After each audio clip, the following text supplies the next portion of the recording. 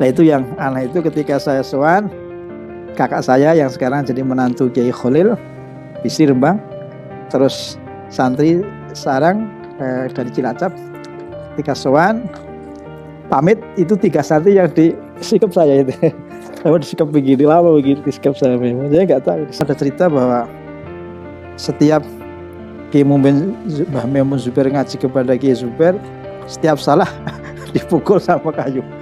Saya kecil sudah dengar cerita itu. Kalau salah dipukul pakai kayu. Itu apa betul apa tidak? Saya kurang tahu. Saiki ku aneh. Aneh iku wong nek ngalim ora hafal Quran, nek hafal Quran uleg-uleg sambel gitu.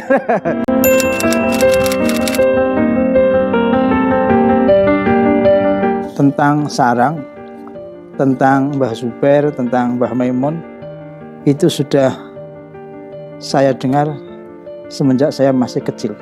Saya masih SD itu sudah mendengar nama Mbah Zubair dan nama Mbah Maimun.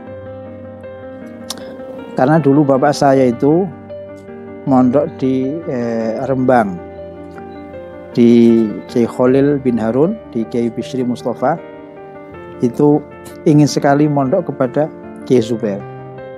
Jadi saya sudah mendengar, saya kecil mendengar nama Mbah Zubair dari bapak saya. Karena bapak saya cerita sangat berkeinginan untuk mondok ke Kiai Zubair tapi tidak terkabulkan. Sehingga ketika saya mondok ke sarang ke Mbah Maimun, saya dibawahi surat sama bapak saya. Ditujukan kepada Mbah Maimun, saya masih ingat suratnya pakai bahasa Arab. Bapak saya cerita bahwa saya dulu amat berkeinginan untuk mondok kepada Abah Panjenengan tapi tidak terkabulkan, maka ini anak saya kirimkan sebagai melanjutkan keinginan saya yang tidak terkabulkan. Dan saya kecil sudah mendengar cerita tentang bagaimana disiplin dan kerasnya Mbah Zubair mendidik putranya yang ketika itu tentu masih disebut Gus Maimun. Ya, sampai apakah ini cerita yang dilebih-lebihkan oleh para santrinya apa tidak saya kurang tahu. Ada cerita bahwa setiap Kiai Mbah Memun Zubair ngaji kepada Kiai Zubair, setiap salah dipukul sama kayu. Saya kecil sudah dengar cerita itu. Kalau salah dipukul pakai kayu. Itu apa betul apa tidak? Saya kurang tahu. Tapi kesimpulannya bahwa jauh saya masih kecil itu sudah mendengar nama Mbah Zubair dan nama Mbah Maimun. Dan juga bahkan sudah mendengar nama Gus Najih. Ya, jadi ya mungkin saya sudah SMP atau pasca SMP sudah mendengar Gus Najih. Artinya Gus Najih itu menjadi semacam kebanggaan para santri-santri zaman dulu. Orangnya khusyuk, disiplin, cerdas, cermat. Sehingga sampai ada santri di sarang itu cerita Gus Najih itu masih muda, masih sekolah. Kalau ditanya masalah apa saja langsung menjawab, menunjukkan kitab ini, halaman ini, buka, dan sesuai dengan apa yang dikatakan oleh Gus Najih. Jadi saya sudah mendengar nama Gus Najih itu, saya masih belum mondok itu sudah mendengar. Terus saya mondok ke Cirebon, Kiai Mahmud ngaji Fathul Wahab, kurang 10 lembar, belum khatam itu, kurang 10 lembar. Saya ditimbali pulang sama bapak saya untuk diberangkatkan ke sana. Akhirnya sekitar tahun 85 ya saya berangkat ke sana, diantar oleh kakak saya, dibawahi surat itu. Ngaji posonan teng Bangilan, Kiai Misbah.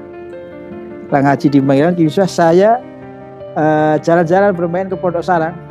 Sowan Mbah Maimun, sowan Bakhim. Itu bulan Ramadan sekitar tahun 82, yaitu pas peristiwa gerhana total itu. Saya menghadap Mbah Maimun. Saya masih baru tamat SMP 1 tahun 2 tahun. Saya sowan sana bukan untuk mondok, ya ingin saja sowan kiai itu.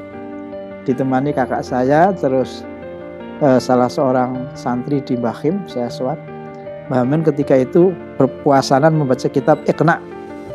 Baca kitab Iqna. babnya bab Qati'ut Thariq. Saya masih ingat beliau baca babu Qati'ut Thariq, wong bab anak wong kang begal dalan. Kesan saya di situ santri ngaji itu pakai pulpen.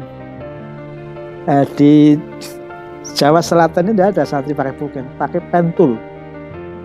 Sing mangsi gini, di sana sudah pakai pulpen.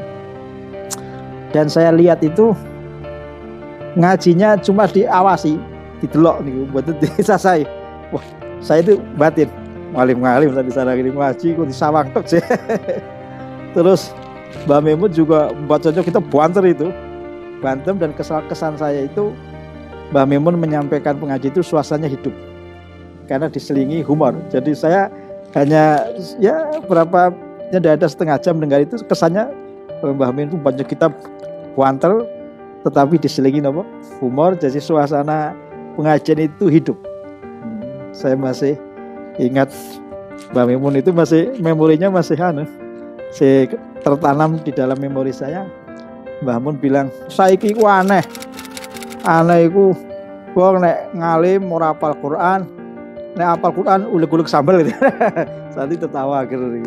Sing alim ora hafal Quran, sing hafal Quran uleg-uleg sambel. Aneh maneh ono wali kok sugih gitu. Pikir itu ya memang. Jadi saya kesan itu, wah Bangun itu hebat. Dan nah, ketika saya pulang ditanya sama bapak saya kan pas itu haji yang lama, pulang terus ditakoni piye Ki Misbah, itu kan temannya bapak saya. Ya, terus saya cerita saya ke Ki Memun. Wah, muncul kita banter wah ya. Saya masih baru SMP, tamat SMP baru 2 tahun, 1 tahun, 82.